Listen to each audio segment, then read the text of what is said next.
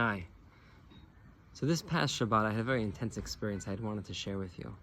It was Mincha time during Kriyas Torah, and they were reading this week's Parsha, Parshat Ki Tavo. And as they started to read, I was a little overcome with the emotion. But let me just give you some background. See, I spent many years in Israel, 15 years, and then we went on Shlichut for 5. And now we've been back in Eretz Yisrael for just over a year. So we started reading the Parsha, V'haya ki tavo el haaretz asher Adonai Elohecha noten lecha nachala v'yirashta v'yishavta ba. It talks about Am Yisrael when they come to Eretz Yisrael. And I'm sitting there and I'm just like, wow, here I am. This is what the Parsha is talking about. A little more background. I also, as you can see from behind me, I love to be outdoors and I love to garden. It's a hobby of mine.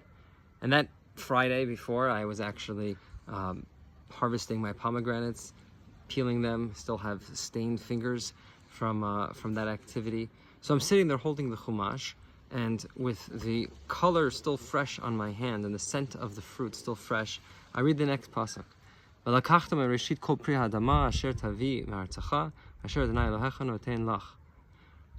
talks about bringing your first fruit. So there I am sitting in my shul in Eretz Yisrael, and it's talking about bringing your first fruits that I had just picked. I had just put in all my sweat, my energy, my water into these fruits, and I had to harvest them. And then I'm reading in the Torah about what you do with them. And it was intense because I was feeling at that moment an intimate connection between myself and HaKadosh Baruch Hu, between myself and the Torah, and the land and the fruit. But then the Parsha continues, and I was a little flabbergasted. It goes on to talk about this whole ceremony that when we bring it to the Kohen, we have to go ahead and talk about this whole history lesson about what Lavan tried to do to Yaakov, that we went down to Egypt and we were afflicted and we cried out and then Hashem took us out. And this whole long history lesson, and I'm sitting there thinking to myself, I said, why are you ruining the moment here? I was just having a personal, intimate moment with the fruit and the land and God, and you're bringing in a whole history lesson? I mean, we don't have this by any other mitzvah.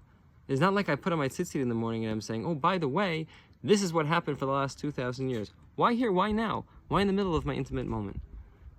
And then I realized that this moment when the person is bringing his bikurim, it's not a personal moment at all. In fact, it's a culmination of thousands of years of Jewish history.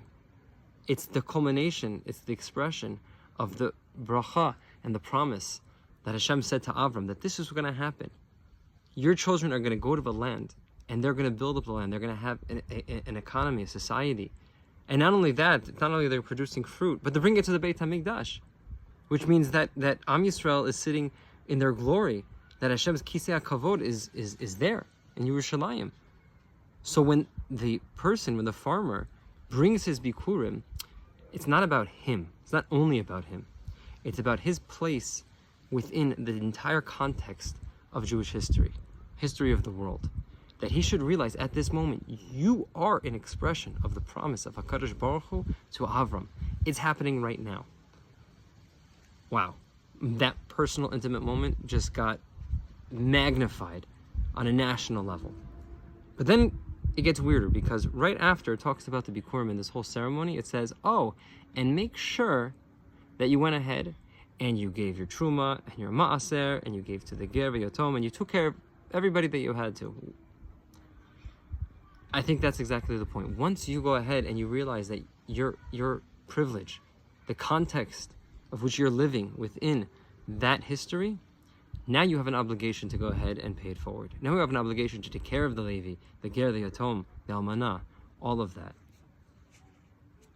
So I came just to hear the Torah and ended off with this amazing, beyond me experience.